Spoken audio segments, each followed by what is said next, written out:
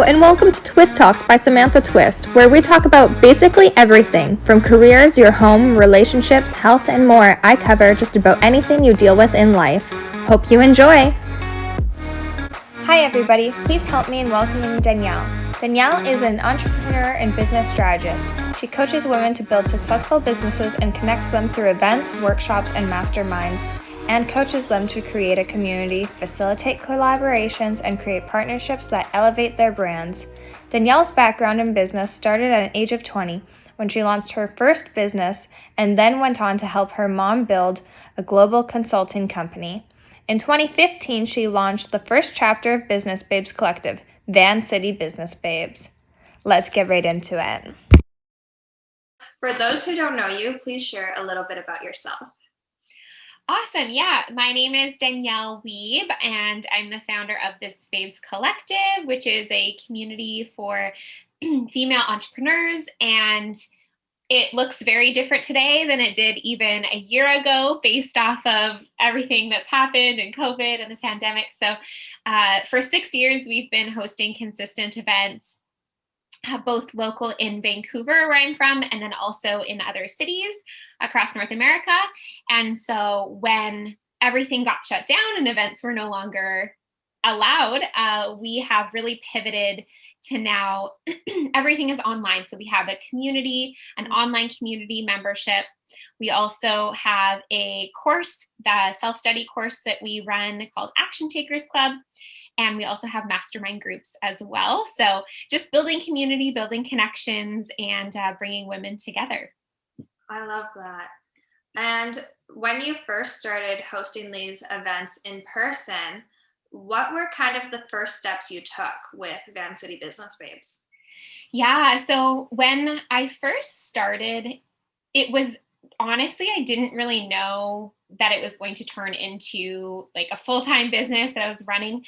I had no idea what it would kind of turn into today, but the first steps were really what I wanted in a community was a safe place where I felt I belonged. And so what I found with going out and networking is that there was a lot of sort of pre-existing networking groups, but I always kind of felt out of place. Like I was one of the only women in the room, and I was younger than most people, and I was new into business, whereas a lot of the people that were at these networking events had been in business for like 10 plus years. And so I always sort of felt a little out of place and didn't really find like those people that I could connect with. And so I wanted to create an environment for women who were either just getting started in business or maybe a few years into business, but wanting to network and wanting to create that community. Mm-hmm. And so it started super small. It was, I think the first event that we hosted was like 10 people. And I think we had like wine and, a charcuterie platter and everything like that. And we just were talking and networking, and it was super chill. And then we hosted another event, and then another event, and another event, because people kept asking, well, when's your next event? When's your next event? I'm like, oh, okay, I guess we'll just continue on with this. Mm-hmm. And so it wasn't really until about 3 months in or so where I actually decided, okay, this is something people really want and really need. And I think I need to think of this more as a long-term project and a business, mm-hmm. rather than just something fun that I'm doing on the side. And so that's where I kind of got more strategic with the business and sort of what we were doing with the community. So it kind of evolved gradually over time. Yeah. And it's just changed so much, even just from those beginning stages of when we started. Yeah, I feel like every time I look at any of your pages on Instagram, there's always something new and improved coming out. Like it's the masterminds or like a new type of group, or your free. You guys have the free, I think, is it also called Mastermind? It's a masterclass. Yeah, we have a free masterclass. People can just watch at any point. And it actually really describes, my journey and, biggest mistakes that I made in business and how people can watch that at any time. You can sign up for free and just watch that. And yeah, I've heard really great feedback from that. Just people saying, oh my goodness, I can totally relate to this, or this is kind of like what I've gone through in my journey. So Yeah. yeah. So when you kind of just dove into it because of the request and demand for it, did you have any event planning experience previously?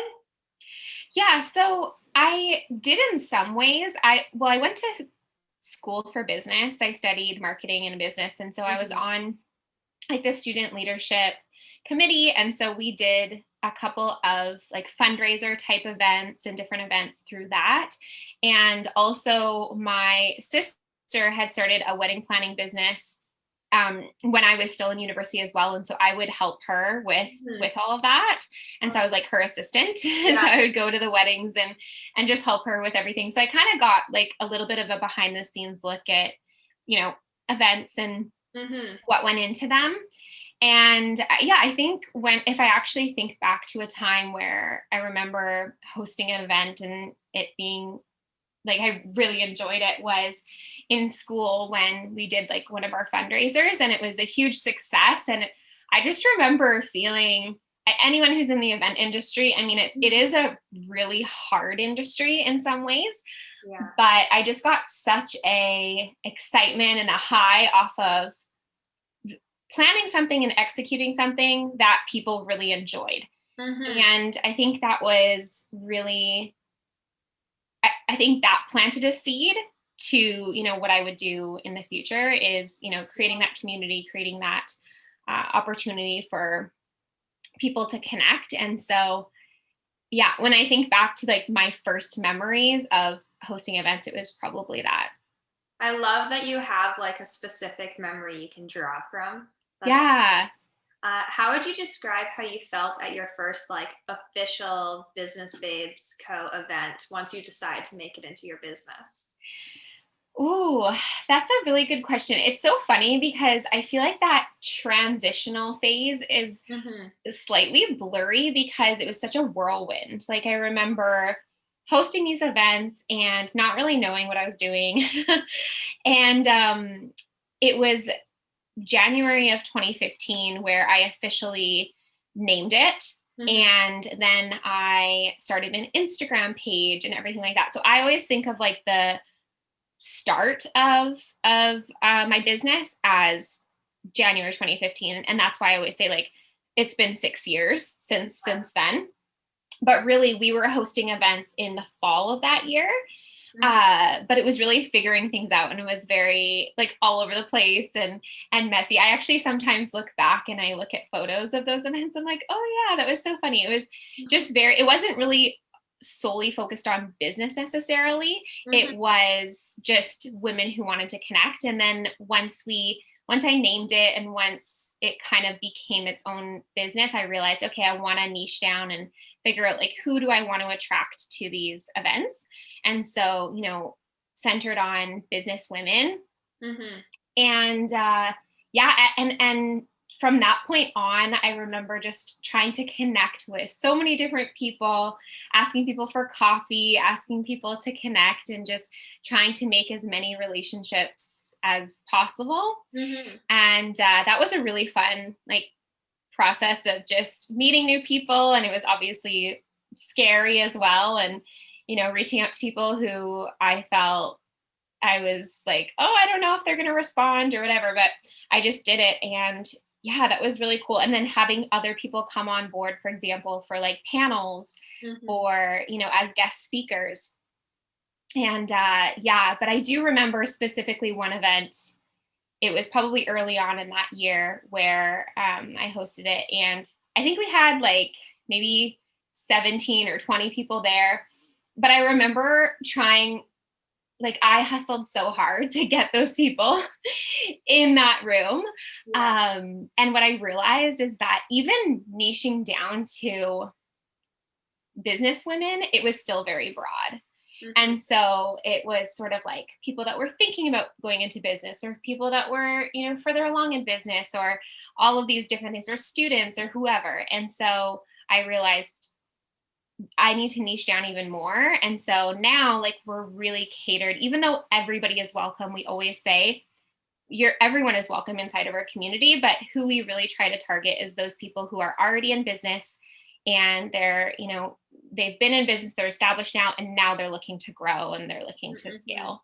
So once we kind of niche down a little bit more that way, we saw so much more results in kind of what we were doing, because people knew, okay, this is for me, this is the community for me, instead of people being very broad with our message. Yeah.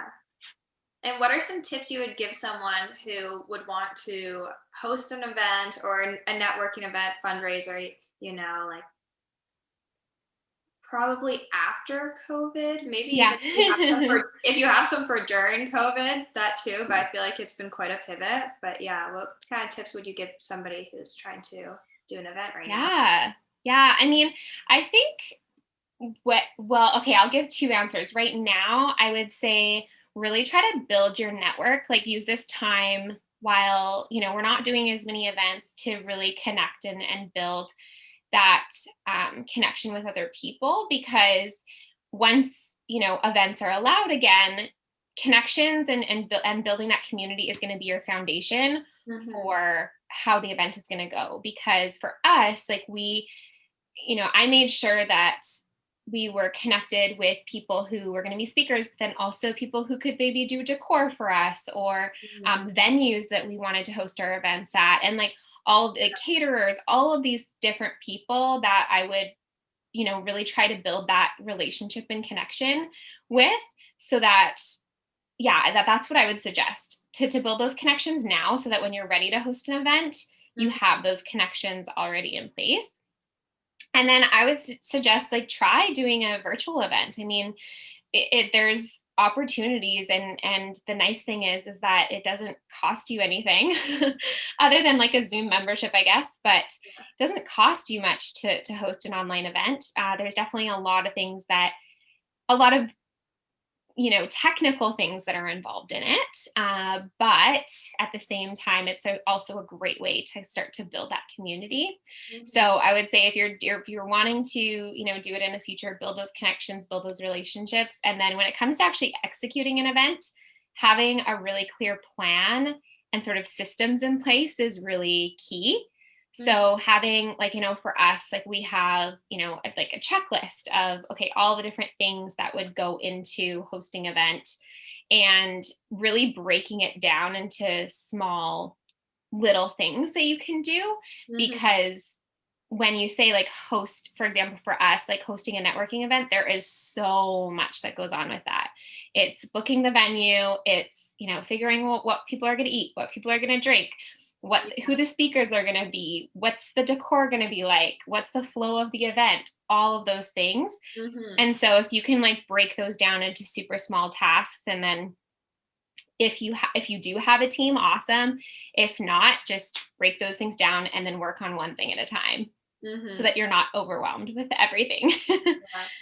I love that. Yeah, because there are a lot of tasks that go into it that a lot of people don't realize.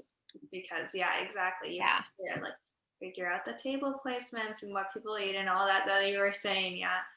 How was the transition from Vancity Business Babes to now Business Babes Collective? How did that go?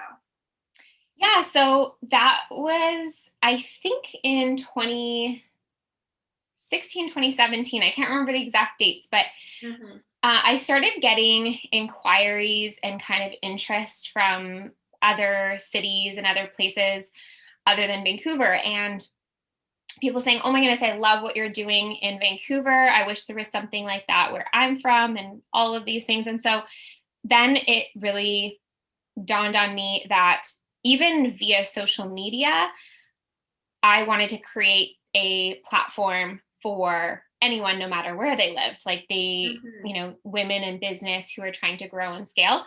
And so that's when we launched the Business Babes Collective Instagram page. It always starts with Instagram.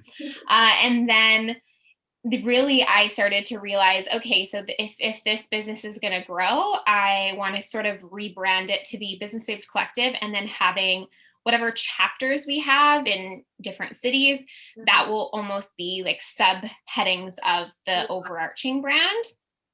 And so then the first chapter that we ended up opening was in San Diego. And that's because I had a friend in San Diego. We had a conversation when I was visiting her one day, and she was basically saying very similar thing, like, it's so cool what you're doing in Vancouver. I wish there was something like that here. And so then when I it didn't dawn on me then, you'd think it'd be obvious, but I flew back and then I was thinking about it. And then I called her up and I said, hey, I have this crazy idea. Why don't we launch a San Diego Business Babes chapter in San Diego? And she's like, oh, that'd be awesome. So she was the chapter leader, and we started building that community there. And then we ended up launching a chapter in Victoria and Toronto and Seattle, and all these different chapters started opening up. And that was really through a lot of people asking me, like, how did that happen? It was people who I already had a connection with, and that had either already been to our events, like in person, or they were originally from Vancouver and then they moved back to their hometowns or moved back. Yeah. And so so it did happen really organically.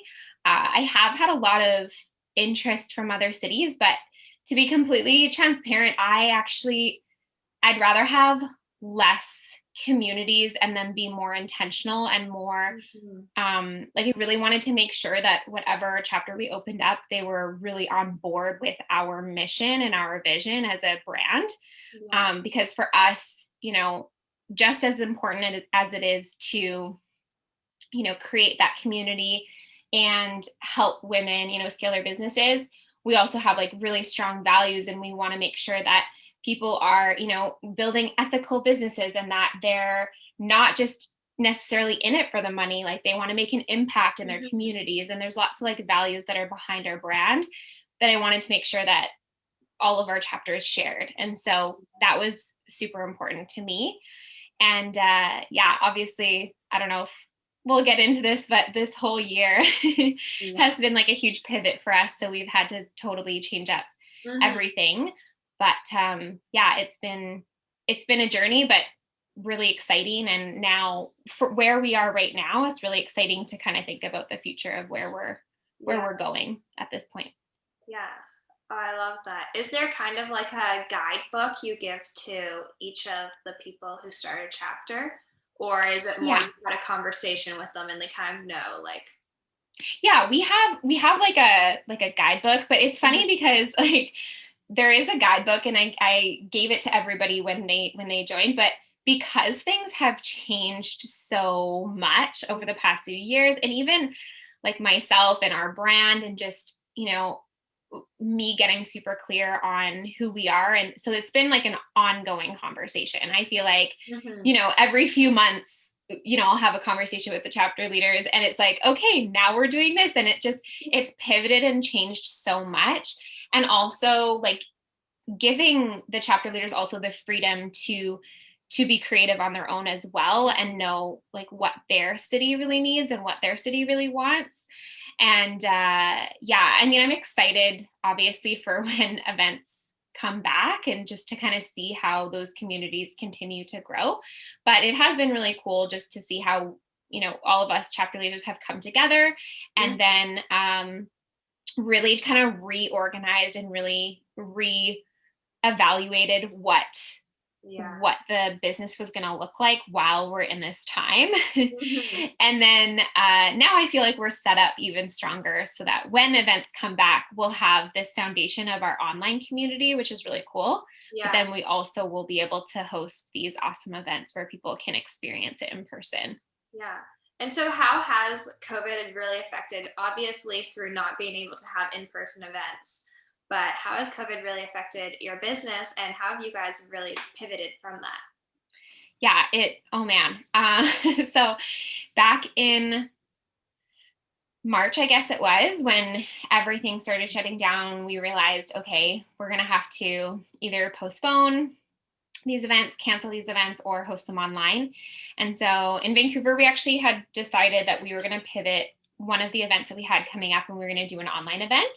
And it was actually a really cool experience, because you could tell in that time, everyone was like so craving that connection, and everyone was like just really wanting community. And it was really neat to see. And I think the feedback that we got was super helpful because yes, it was different. Of course, it was totally different than being in person, but people still felt that sense of community. So it was important for us to like really bring in that welcoming environment, even if it was online.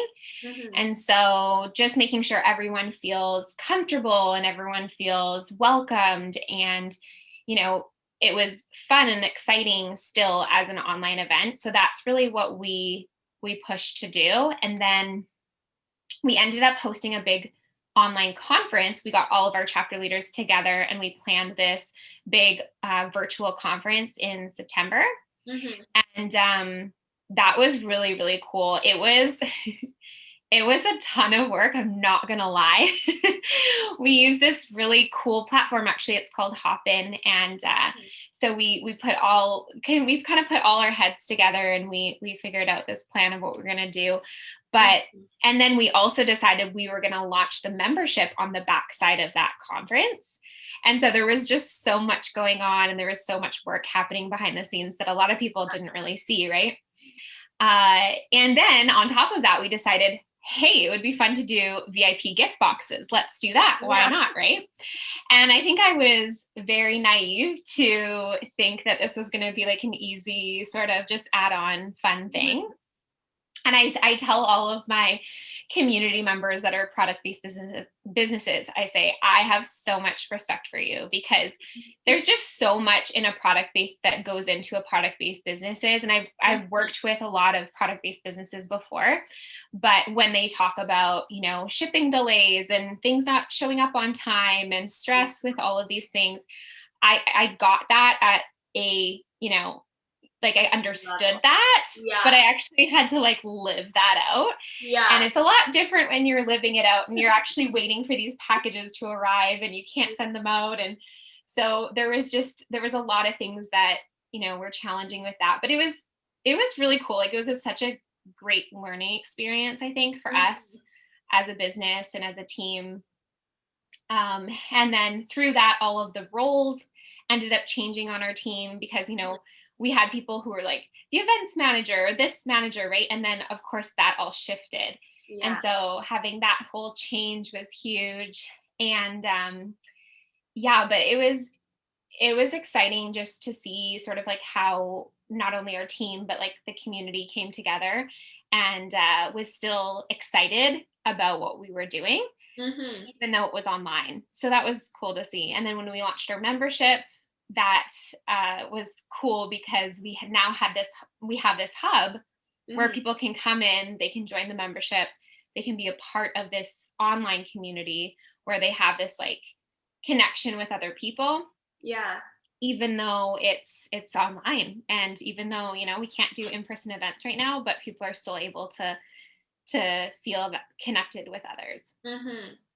I'm pretty sure you're on Clubhouse, right? I am on Clubhouse. You know what? I have not really dove into it as much as I would like to.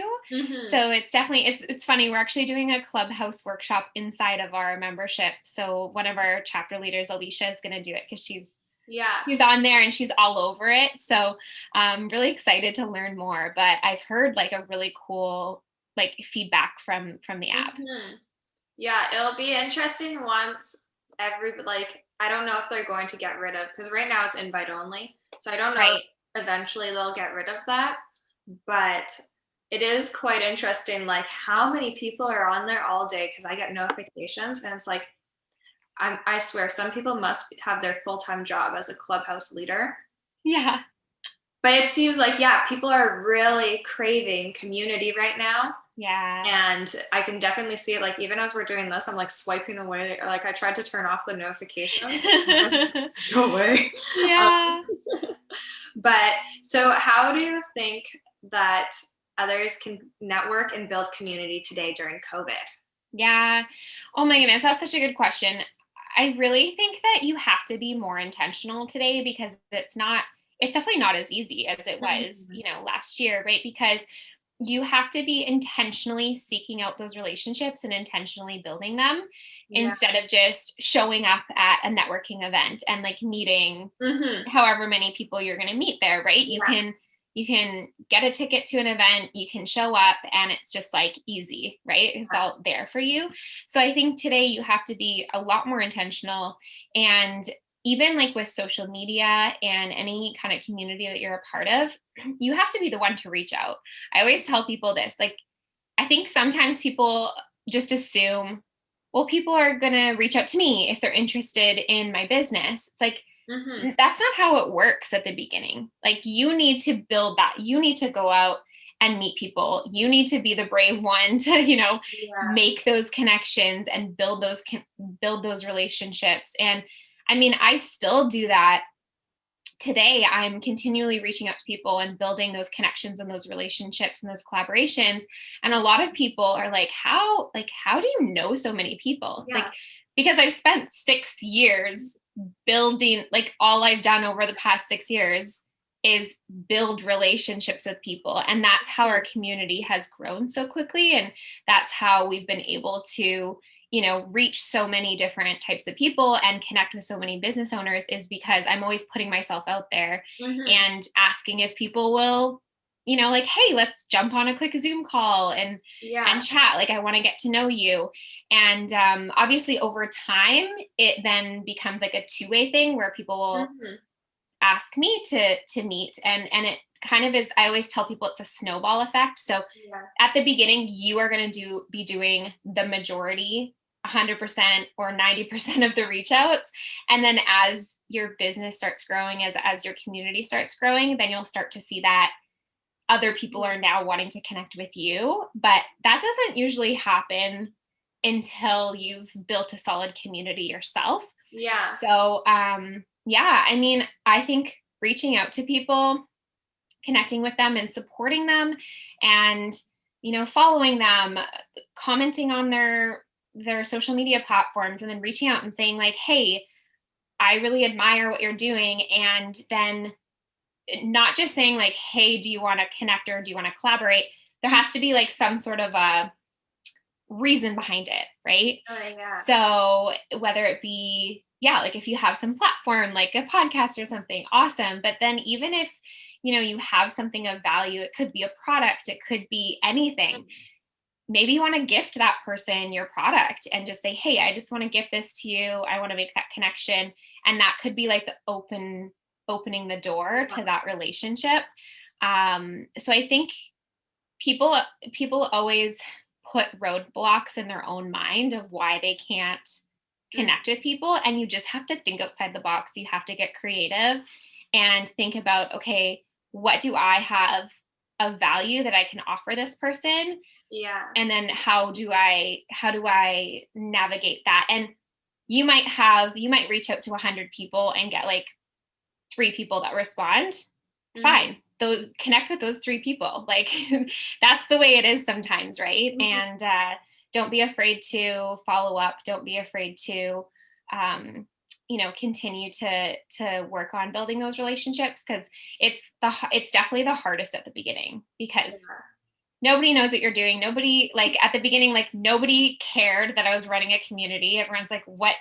I don't know what you're doing. Like, you don't have any connections, right? So you have to just keep going and keep going. And then eventually, some of the people that I reached out to early on in my business didn't respond. And then like a year later, they responded, or they came back and was like, oh, hey, I see what you're doing. This is really cool. Like, can I be a part of it? And so sometimes it takes that time for people to be like, oh, that person's serious about what they're doing. They're still, they're still going. And so some of those people will come back. And how would you suggest, like, after you've connected with somebody, you've made that, like, you can add them to your Rolodex or whatever. Yeah. Following up and staying in contact. Like, do you have like a little thing that you do, like, oh, every 3 months I'll give them a message, or like, how do you go about that? Yeah, I think you can be I think you can be really strategic about it, or you can be more casual about it. It's totally, it depends on, well, it depends on your business, and it also depends on your personality. But if you want to be like really organized about it, like have like a spreadsheet for your connections, and, you know, have their information, their Instagram handle, all of that, and then keep track of your connections. So whether that be like, hey, I reached out on Instagram, or, you know, we had that conversation. And then I love, like, a really great way that I love to keep in contact with people is through social media, because you can kind of see what they're up to, and you can, you know, congratulate them on something that they've just done, or, you know, keep that connection that's just really natural. And then if you have something coming up, or if you have a reason to reach back out, or something of value that you want to share with them, then go ahead and reach out and ask them to be a part of something. But yeah, I mean, collaborations is such a huge topic, and, you know, building connections and networking, it's such a huge topic, and there's so many different ways you can do it. But I always suggest to people to really make sure that you are trying to figure out, like, what is the benefit that I have that I can give to this person. Because a lot of times people, like, I get messages all the time that are like, hey, please promote our brand. And it's like, okay, it's clearly like, even if they use my name, like, and sometimes literally, I know it's a copy and paste type thing to everybody, and that just doesn't work. Like, please don't do that. But even if it has my name, it's like, okay, you're just asking something of me, but there's no relationship building, there's no lead up to it. It's just like a cold ask, and it doesn't come across, like, think about how you want to be connected with, right? And so I think sometimes people get confused because it's online, but think about in person. Like, you wouldn't just like walk up to someone at a networking event and be like, hey, here's my product, can you please promote it for me? It'd be like really weird. So so think about it, like, what would you do in person? You would talk to them, you would connect with them, you would get to know them a little bit more, you would support them or whatever, and then you build that connection, and then the conversation opens up to something like a collaborative type of situation, right? So those are kind of like just a few quick tips, but yeah, no, I love that. Yeah, because that's true. I feel like because it's social media, people don't think much about it. They're like, oh, let's just send an email or a quick DM. But yeah, if somebody did that to you in person, it would be pretty shocking. Yeah.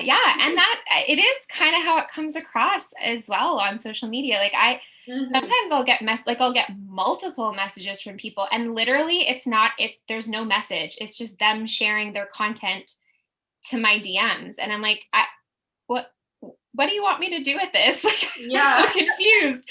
And so I think it just be a human, like, be a human, and like connect with people, and like build a relationship. It is different online, but it's also, in a lot of ways, it's similar. People want to feel valued, people want to feel heard. They don't just want a cold message out of the blue. So I think it's important to understand that, and also know that even if you do all of those steps, you connect with them, you're really intentional, all of that stuff. Even if you do all of the right things, people still might not respond. And you have to be okay with that. You have to not take it personally. You have to know that everybody is busy. They might have not seen it, or they saw it and they forgot about it. Like, just understand that, like, I always think about things in ratios. So if you try to connect with 10 people, there might be 2 people that respond. Maybe there's more. Awesome. Like, think of that as a benefit. But don't give up, because I think a lot of people, they want to start a business, and they start to reach out to people, and then they reach out to 5 people. All those 5 people don't respond, and then they get discouraged and they quit. And that's often why a lot of businesses don't succeed, is because they're not willing to keep going and push past their comfort zone. And do you have any tips for scaling a business? Ooh, I love this topic. Yes, I do.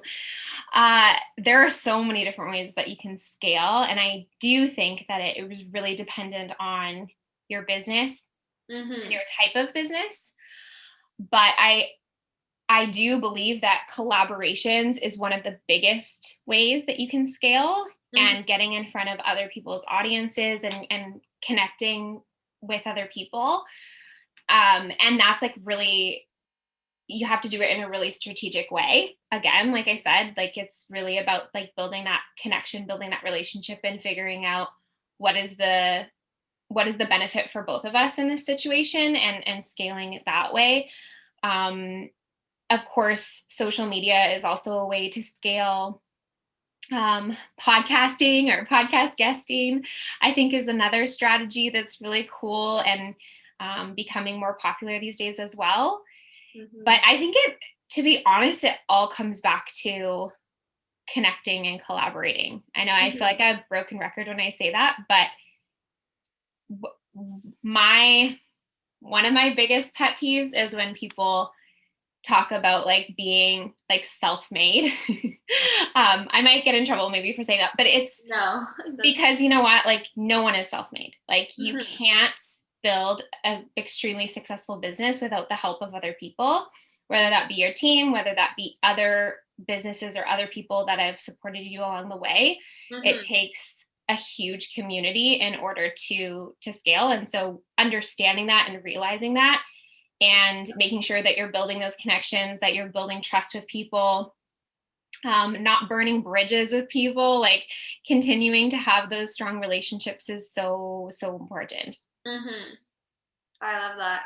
Yeah, it's like what happened a couple of years ago, Kylie Jenner or someone was added to the Forbes like self-made billionaires. Yeah. And I remember the whole world kind of just like did like a excuse me. Yeah. But it's so funny because even in, especially like in my industry with like, you know, and I'm all about women's empowerment and like, you know, building successful businesses, all of that. But I do not resonate with the message of the self-made movement, because I truly do not believe that anyone, no matter what, is self-made. And I think we need to get rid of that term completely, because it makes it seem like you're supposed to build a business and do it all yourself, and not rely on other people or not help other people along the way. And I think that's a really like almost toxic way to look at business, because it's all about relationships. It's all about connections. So if we look at it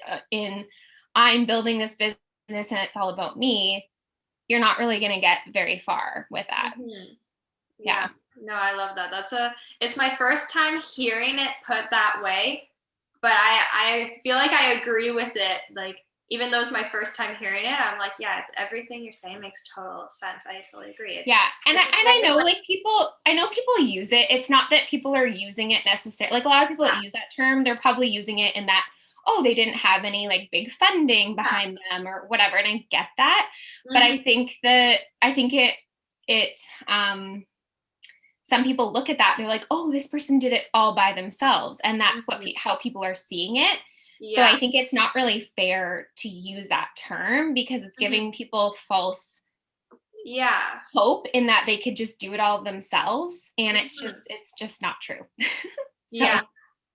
And then my last question is, what are your top 3 tips for business owners who are just starting out? Ooh, great question. Okay. Top 3.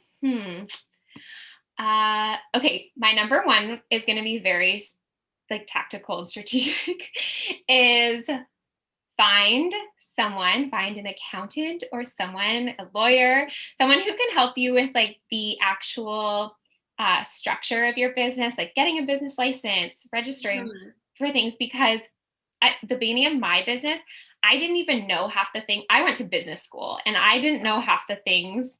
Maybe I missed those classes. I'm not sure who knows. But like, I was like, oh shoot, I need a business number and I need a GST number and I need all this. And all that stuff can be really overwhelming and stressful. So I would suggest like find someone who knows what they're talking about when it comes to those things and get those things sorted so that because obviously, like, if you just have to backtrack, and it's not the end of the world, but it's just very, annoying to do that. So that's my number one, very strategic. Number two is, again, find a community, get connected, and meet other people who are on the same mission as you, who have big dreams, because you need to surround yourself with other people who are also dreaming big and going for big goals. Because often, if you have other people in your life who are maybe not as supportive or don't really understand what you're doing, it can be really discouraging. So getting around other people who are also doing those things is really helpful, because then you can talk to them and brainstorm and, have that connection. And then number three would be do things that scare you. Like, do really, really uncomfortable things that scare you every day in your business. Reach out to that person that intimidates you, connect with someone, pitch a client, like, do all those scary things, because that's what's going to help. That's what's really going to help you to grow, is to just get over your fear and just do it. And it's such a mindset thing. It's all in your head. People worry about what other people are going to think about them or what they're going to say. And it's really, we build it up into so much more drama in our head than it actually is in real life. So if someone says no, or if someone doesn't respond, who cares? Like, move on.